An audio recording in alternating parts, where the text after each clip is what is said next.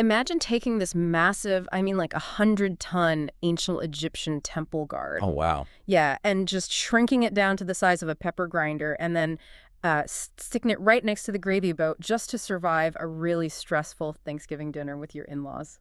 I mean, when you put it like that, it sounds completely absurd. It sounds so ridiculous, but that wild juxtaposition is actually exactly what we're exploring today. So welcome to a deep dive into the obelisk. Yes, the obelisk. We have a massive stack of source material to get through today. We really do. It spans from ancient Egyptian archaeological texts all the way to modern guidebooks on like crystal healing practices. Right, which is a huge leap. It is. And the mission for this deep dive is to figure out how this towering architectural marvel actually evolved into a modern palm-sized tool for spiritual healing and energy balancing for you to use in your everyday life. Yeah, we're going to unpack the ancient history, translate all those esoteric concepts, and really try to figure out the actual mechanics behind how these structures, both big and small, are believed to work. Okay, let's unpack this because before we can even touch on energy healing or like using a crystal to diffuse an argument in your kitchen, we have to establish what an obelisk actually is. Right, the physical definition. Yeah, and the definition in the texts is incredibly strict. A true obelisk isn't just a tall building or, a tower. The defining characteristic is that it must be monolithic. And that distinction changes everything about how we view these structures. Mm. I mean, monolithic means it is formed from a single unbroken piece of stone. Just one giant piece. Exactly. It's a four-sided tower. It tapers upward and finishes with a pyramid at its apex. And all of it, every inch, is carved from one singular massive piece of the earth. There are no bricks. No mortar, nothing. Right, no mortar. It is an act of sheer subtraction, just taking a mountain and chipping away everything that isn't the obelisk. Making a true monolithic obelisk is it's like trying to sculpt an entire functioning skyscraper out of a single unbroken block of solid concrete. Oh, that's a great way to put it. You don't get to make a mistake on the fourth floor and just, pull out a bad brick and replace it. No, absolutely not. No. If you spend months carving this massive structure and, say, a hidden fissure in the rock causes a crack near the top, It's just over. the entire monument is ruined. Yeah. You have to abandon it and start completely over. The sheer immense skill and the unimaginable patience required to do that is just staggering. Yeah, the texts mention that the act of creating it is considered a profound spiritual lesson in itself, like a true test of absolute endurance and perfection. What's fascinating here is how that grueling physical creation process immediately sets the stage for its spiritual significance. Yeah. To really grasp this conceptually, we have to shift our backdrop to a vast, ancient Egyptian desert landscape. Right. The original home. Yeah. The Egyptians called these structures Tekkenu, Yeah. and they were inextricably linked to the sun god Ra. They weren't just decorative monuments honoring a ruler, were they? No, not at all. They were considered functional spiritual technology. Which totally makes sense when you look at the shape. I mean, that upward-reaching form feels like a physical exaltation, sort of like a giant stone arm reaching directly up into the sky to grab the sun. It was very literal connection. Because of its extreme vertical position and, its placement in the flat desert terrain, the obelisk functioned practically and spiritually as a sundial. Oh, right, because of the shadows. Yeah, as the sun moved across the sky, the apex of the obelisk cast these incredibly long, sharp shadows across the ground. But we have to look at this through the eyes of an ancient citizen. So it wasn't just to tell time. Right. This wasn't about tracking hours to make sure merchants opened their stalls on time. The shadows movement was viewed as literal, physical proof of the god's constant work. Wow. Watching that shadow slowly sweep across the courtyard was a daily observable demonstration that Ra was actively keeping the heavens and the earth in motion. It was divine clockwork made visible. You can just imagine standing in an ancient city at dawn. Like these monoliths were positioned so perfectly that their gold-covered apexes would catch the very first sliver of morning light while the streets and the people below were still in pitch darkness. It must have been breathtaking. It would look like this towering stone was literally pulling the sun up over the horizon, bringing life back to the world. They represented the vitality and the immortality of the living deity, and they were deeply associated with the pharaohs who commissioned them. Yeah, they created a powerful vertical axis. You have the earth below and the sun above, and the obelisk is the bridge connecting the two. But If these structures were so intensely focused on pointing up in the sky and capturing the sun, we really have to ask why the ancient builders were so incredibly specific about where they placed the base on the ground. Right, because they didn't just erect these wherever the light was best. No, they didn't. And that is a brilliant mystery from the sources. They were built specifically at the entryways to major temples or tombs, but the locations weren't chosen just for, like, architectural symmetry. No, it was way deeper than that. These monuments were placed over specific geographical sites where powerful spiritual frequencies were believed to vibrate from deep underground. Exactly. The Earth itself was viewed as an active, energetic grid. The obelisks acted as architectural gatekeepers for these sacred spaces. So they were drawing energy up. Yes, their purpose was to access that deep, subterranean healing energy, draw it up into the monolithic stone, and amplify it. Then it would broadcast it out to purify the temple or the tomb. They were literally guarding the threshold with an invisible wall of amplified earth energy. Think about the mechanics of that for a second. When they were used this way at entrances, they always stood in pairs. You never had just one obelisk guarding a door. Always a pair. It reminds me of how a basic electrical circuit works. You know, if you were trying to jumpstart a car, you need two jumper cables, you need a positive and a negative, you need two battery terminals to create a flow of electricity. It sounds like these ancient architects were building massive geological circuits. That jumper cable visualization maps perfectly onto the belief systems driving their construction. It was believed that bands of invisible energy actively passed between the two obelisks. So it's an active threshold. Right. It wasn't just two separate pillars framing a door, it was a charged threshold. Anyone entering the sacred space had to physically walk through that energetic circuit. Oh, that makes so much sense. Yeah, and this pairing represented ultimate balance and harmony. It was about uniting yin and yang, the masculine and the feminine, the earth and the sky. You have to have both poles standing in opposition to generate that circuit. And the Egyptians didn't just leave these giant battery terminals blank, right? To heighten the importance of these energy circuits, they carved the monolithic slabs with intricate hieroglyphs, recording the histories, victories, and lineages of the people. They covered them in text. Yeah, so you have this towering single-stone energy circuit that is also acting as a giant historical billboard. Well, it goes deeper than just a billboard. By carving their history directly into a stone that is actively pulsing with divine energy, they were permanently merging human history with cosmic power. They were ensuring their stories were literally vibrating with the energy of the gods. That is so intense. It is. But to fully understand how this ancient technology survives today, we have to dramatically shift our perspective from the macro to the micro. We've been visualizing these massive, multi-ton stone temple guards. Now we need to shrink that geometry down to a piece of quartz sitting on a modern office desk. Here's where it gets really interesting, because making the leap from a giant Egyptian temple monument to a small tabletop crystal sounds like a massive stretch. Huge stretch. Like, how do the mechanics of a 100-ton monolith apply to a piece of rock the size of your thumb? Right. The answer in the source texts lies in a really compelling theory about how crystals themselves actually form in the wild. The belief is that the Earth is constantly generating and building up terrestrial energy, almost like pressure building up inside a steam boiler. And according to this framework, some crystals naturally grow in an obelisk shape tapering to a point as a direct geological mechanism to release and distribute that built-up energy. So the natural obelisk is essentially a planetary pressure relief valve. A geological exhale. That is the perfect way to conceptualize it. And in modern crystal healing, the belief is that this macro planetary effect scales down perfectly to the micro scale of a room in your house. Okay, so how does that work in a room?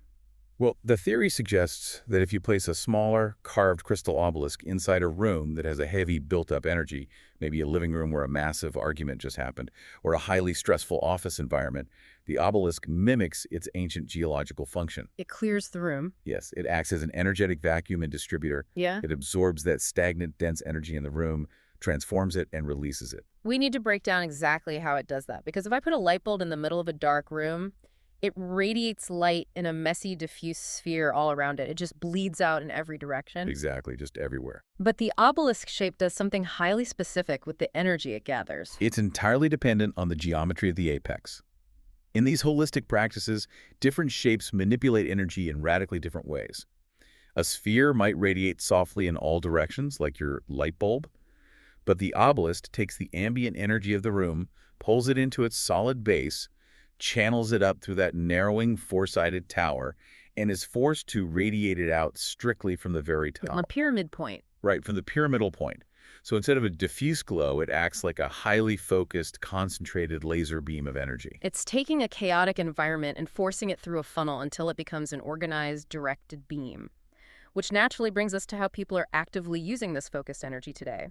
Beyond just, leaving a crystal on a table to act as a passive air freshener for bad vibes, Right, there are very active uses. practitioners are using these in highly active, hands-on holistic healing, specifically in techniques like Reiki. Yes. Reiki is a holistic technique entirely focused on the channeling and movement of life force energy. Practitioners identify blocks or stagnant pools of energy within a person's body that are causing physical or emotional distress. And the obelisks come into play here. Exactly. In this practice, smaller obelisks are categorized as crystal pointers. While there are other shapes used as pointers, the obelisk is considered incredibly potent because of that laser beam effect we talked about. During a session, a practitioner will actually hold one of these small obelisks like a wand. When you say wand, I immediately picture someone waving a stick around casting spells. Like, how are they actually wielding this pointer? They use it to channel pure, transformed energy directly into the recipient.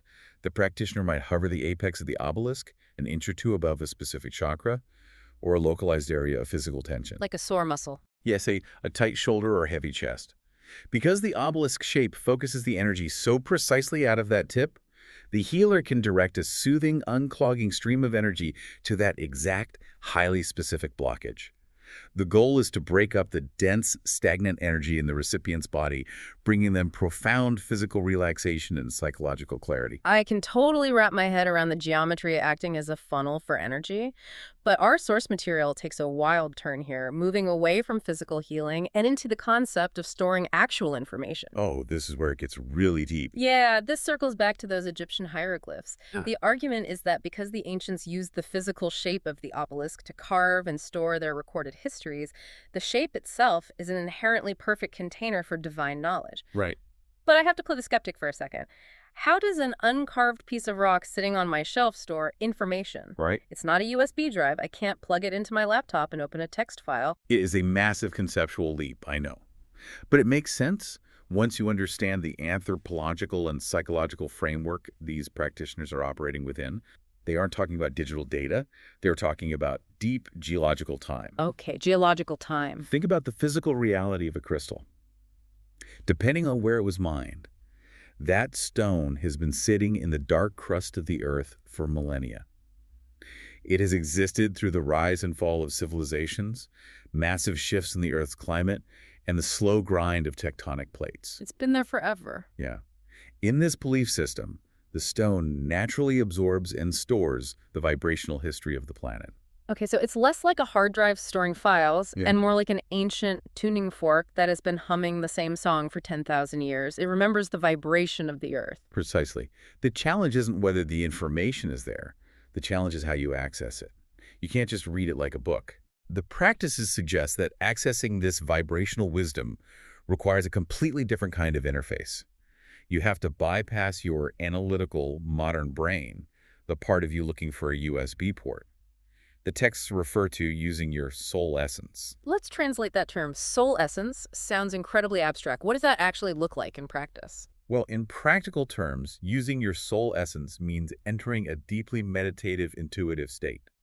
It's about shedding your skepticism and your constant need for empirical proof, and instead relying on profound feeling and resonance. We're just feeling the stone. Yeah, you hold the obelisk, you quiet your mind, and you allow yourself to feel the subtle vibrations of the stone. Through deep trust and disciplined meditation, practitioners believe they can tune their own internal frequency to match the ancient frequency of the stone. Wow. And when that alignment happens, the texts suggest a user can tap into something called the Akashic Records. For anyone sitting at home wondering what the Akashic Records are, it's essentially a theoretical cosmic library. It is believed to be a non-physical plane of existence that contains the energetic imprint of every thought, word, emotion, and action that has ever occurred in the entire history of the universe. If we connect this to the bigger picture, it is the ultimate universal database of all cosmic experience.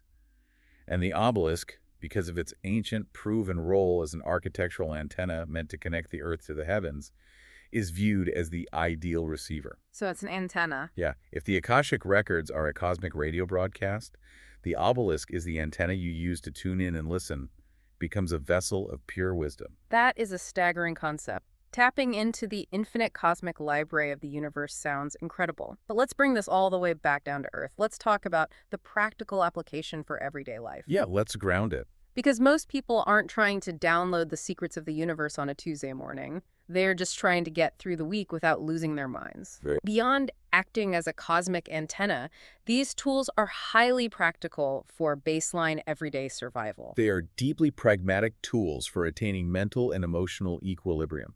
I mean, we live in incredibly stimulating, chaotic environments. One of the primary everyday uses detailed in these practices is the simple dissipation of negative ambient energy in the spaces where we actually live and work. Which brings us to my absolute favorite example from this entire deep dive. The text literally suggests that because of the obelisk's ability to act as a pressure relief valve, you should strategically place one right in the middle of your most chaotic environments. The kitchen example. Yes, the prime example being putting a crystal obelisk on the counter in the kitchen during a massive, stressful family gathering. It is brilliant because it perfectly illustrates the mechanics we've been discussing in a highly relatable setting. Imagine the kitchen on a major holiday. You have a dozen people crammed into a small space. It's always the kitchen. Always. The oven is blasting heat, pots are boiling over, 3 different conversations are happening at once. Maybe an uncle is starting an argument about politics. Oh yeah, we've all been there. The energetic density in that room is thick, frantic, and chaotic. You can feel the tension in your chest. You can practically cut the stress with a knife. So the idea is that the obelisk sits quietly on the counter, doing the exact same job it did at the entryway of an Egyptian temple. It acts as a silent, energetic vacuum. Sucking up the uncle's political argument. Exactly. It absorbs the frantic, heavy energy of the argument and the chaos, pulls it into its solid base, funnels it up the monolithic tower, and forces it out through the top as a purified, highly organized, balanced beam of energy. It slowly decompresses the room. But the material you use to do this matters immensely. You can't just carve a piece of concrete into a pointed tower and expect it to calm down your uncle. No, definitely not. The physical energy transformation is highly dependent on the specific mineral composition of the semi-precious stone the obelisk is carved from. The underlying material dictates the flavor of the energy being broadcast. The practices highlight a wide variety of specific stones. Take rose quartz, for example. I love rose quartz. It's beautiful. And in its raw form, rose quartz has a specific mineral resonance that is historically associated with unconditional compassion and emotional soothing. So when you carve that specific material into an obelisk, you are taking that gentle, loving vibration and turning it into a concentrated, laser-focused beam of emotional healing. It's like putting a megaphone on compassion. What about some of the others? The list mentions citrine, amethyst, jasper, tiger's eye, selenite. Well, citrine's internal crystalline structure is believed to vibrate at a frequency tied to stimulation, joy, and abundance. Carving it into an obelisk creates a localized fountain of uplifting energy, which is perfect for a sluggish office. Oh, nice. Yeah, and amethyst is renowned for spiritual protection and clearing anxiety, making an amethyst obelisk a powerful tool to place on a nightstand to ward off a restless, racing mind before sleep. And tiger's eye, that one is for grounding and fierce focus. So each mineral is a different kind of energetic fuel. But regardless of whether you are burning citrine for joy or rose quartz for patience, the geometric shape of the obelisk is the engine. Yes, the shape is the engine. Its core function is always to amplify whatever intention or property the stone naturally holds. It acts as an energetic magnet to attract your desired outcome while simultaneously pushing away the chaotic interference of the outside world. It grounds these incredibly esoteric, ancient concepts into highly functional modern utility. You're essentially using an ancient architectural technology scaled down to the size of a paperweight to manage the complex, messy realities of modern human emotions. So what does this all mean? We have covered an immense amount of ground today. We started out in the blistering heat of the ancient Egyptian desert, looking up at massive, monolithic Tekkenu catching the very first rays of the dawn sun. We really did. We explored how they acted as divine sundials and how they stood in pairs to create massive energetic circuits guarding the powerful subterranean frequencies of sacred temples. And we followed that exact same geometric shape across the millennia. All the way to the present day. Yeah, all the way down to a palm-sized quartz wand hovering over a tight shoulder in a Reiki session, or a piece of rose quartz sitting next to the gravy boat, actively trying to decompress the stress of a chaotic holiday dinner. It is a profound, unbroken lineage of design. Whether you are coming at this as a grounded history buff who views the monolithic obelisk purely as a staggering feat of ancient engineering and human endurance, or you are someone who actively uses these carved stones as vital daily tools for spiritual balance, the enduring legacy of this shape is ultimately about connection. Connection. It was meticulously designed to connect the deep earth to the sky, to bridge the mortal human experience with the divine mechanics of the universe. And today, it connects that ancient, hard-won wisdom directly to our immediate modern anxieties. It's fascinating to think that an unbroken line of energetic architecture runs straight from the pharaohs commanding the deserts to us trying to find a moment of peace in our living rooms. This raises an important question, though. Something for everyone listening to take away and mull over long after we wrap up this deep dive. Okay, let's hear it.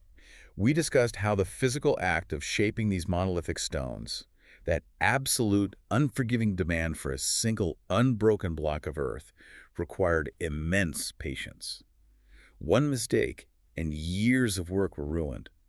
It served as a literal, physical metaphor for the patience required for spiritual success. You can't rush the carving of the stone, just like you can't rush the process of finding your own internal balance. Exactly that. So if a geometric shape designed thousands of years ago to harness the raw power of the sun and the vibrating frequencies of the earth can be scaled down so perfectly to fit in our pockets and calm our modern minds, what other ancient architectural forms might hold forgotten psychological blueprints for how we interact with the spaces and the energy around us today? Maybe the ancient builders already mapped out exactly what we would need to survive the chaos of our own modern lives.